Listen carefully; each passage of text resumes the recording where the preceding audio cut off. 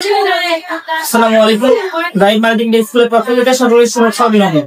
আমরা পরিমিতিক প্রথম অনুশীলনের গাণিতিক সমস্যাগুলো সমাধান করব। আমরা গত ক্লাসের সূত্রগুলো শিখেছি এবং গাণিতিক সমস্যার সমাধান করেছি।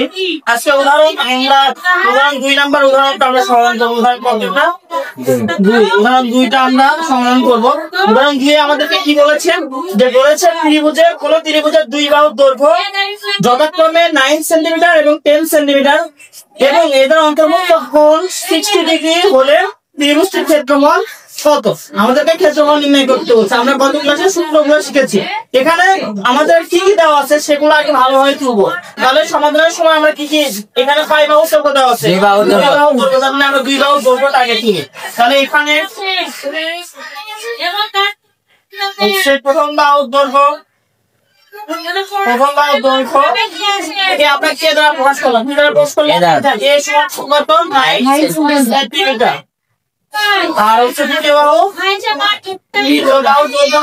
বি ধরলাম, আমরা বি ধরলাম, বি কত?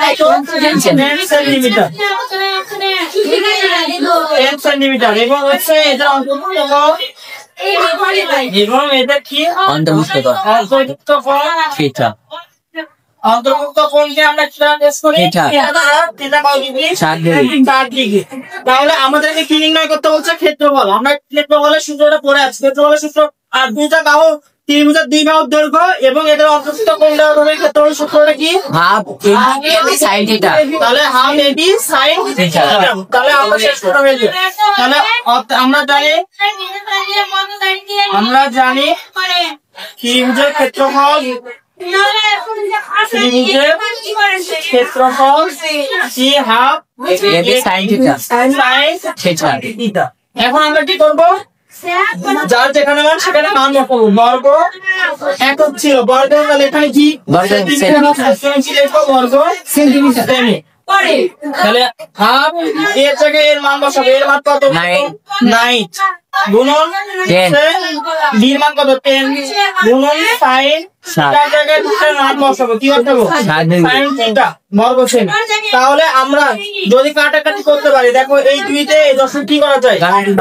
তাহলে ভাগ করা যায়। ভাগ করবো 2 দিয়ে 10 ভাগ করলে কত হয়? 5। তাহলে 5 আর 9 গুণ 45 sin। আচ্ছা আমরা sin 60 ডিগ্রি মান বসাবো। কি বসাবো? 60 ডিগ্রি। sin 60 ডিগ্রি মান কত হচ্ছে? যে মানে 4 ডিভাইডেড 2। তাহলে বর্গ সেমি। তাহলে আমরা কি করব? ক্যালকুলেশন করব। 45 + 3 কে 2 দিয়ে কি করব?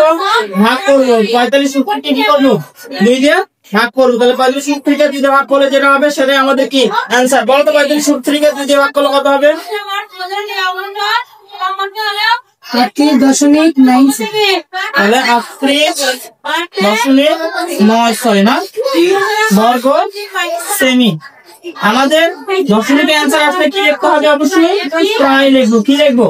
প্রায় লিখবো। দশমিকের অ্যানসার গুলো আসলে কি লিখবো? প্রায়। বুঝেছে এটা? তাহলে আমাদের কাজ এটা সূত্রগুলো মুখস্থ করা। সূত্রগুলো কি করা? ভালো করে মুখস্থ করা। আমরা সূত্রগুলো ভালো করে মুখস্থ করলে যে বাহুর দৈর্ঘ্য দেওয়া থাকবে, যেটা দেওয়া থাকবে, অঙ্কে যেগুলো দেওয়া থাকবে সেগুলো তুললেই বুঝবো আমাদের হচ্ছে কোন সূত্রটা পড়বে। এই অনুশীলনীতে আমরা ত্রিভুজের সূত্রগুলো শিখেছি। তাহলে ত্রিভুজের সূত্রগুলো ফেলবো। বুঝে গেছে?